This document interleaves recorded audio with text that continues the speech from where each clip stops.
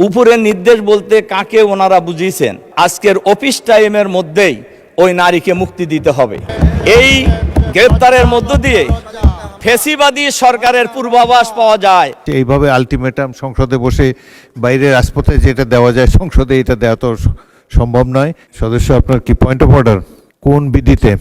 এখন থেকে বিধি উল্লেখ করবেন, কোন বিধিতে পয়েন্ট অফ অর্ডার বলুন। মাইক দেন ওনাকে। মাননীয় স্পিকার, আমাকে সুযোগ দেওয়ার জন্য আপনাকে ধন্যবাদ।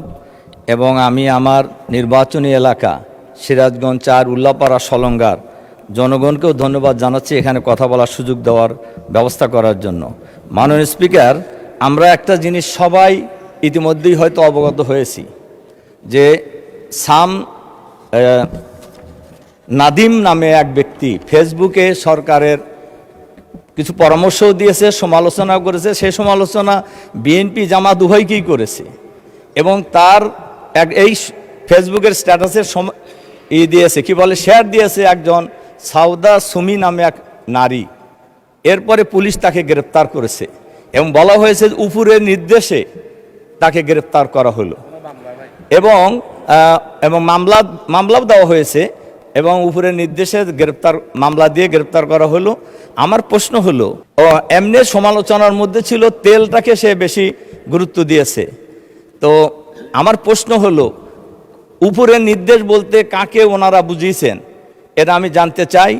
আর এর সাথে সাথে আমি মাননীয় স্পিকারের মাধ্যমে সরকারের কাছে আহ্বান জানাতে চাই, আজকের অফিস টাইমের মধ্যেই ওই নারীকে মুক্তি দিতে হবে এবং অফিস টাইমের মধ্যেই এই মামলাও প্রত্যাহার করে নিতে হবে।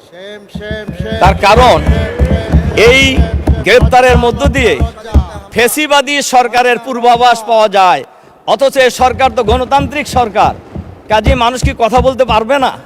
এজন্য আমি মাননীয় স্পিকারের মাধ্যমে এই বিষয়ে আমি সবার কাছে দৃষ্টি আকর্ষণ করছি। এবং আমি দয়া করে বসেন মাননীয় সদস্য। এটা পয়েন্ট অফ অর্ডার রূপে গৃহীত হলো না, এটা কোনো পয়েন্ট অফ অর্ডার হয়নি, বিধিও আপনি উল্লেখ করেননি।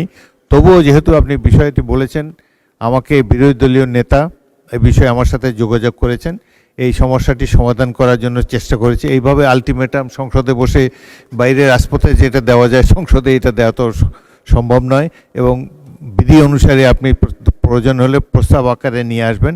এইভাবে তাৎক্ষণিক সমাধান এইভাবে দাঁড়িয়ে যে কোনো বিষয়ে। আর ফেসবুক তো বাংলাদেশের ফেসবুক সম্পর্কে এটা এত বিশাল একটি বিষয়, প্রতিদিনই সরকারকে যাকে খুশি তারা মন্তব্য দিয়ে যাচ্ছে। সব কিছু আমলে নিলে এই সংসদ আর অন্য কোনো কাজ করতে পারবে না।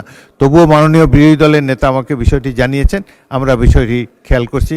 এ ব্যাপারে আমরা প্রয়োজনীয় ব্যবস্থা গ্রহণ করার উদ্যোগ গ্রহণ করব। ধন্যবাদ। বসুন।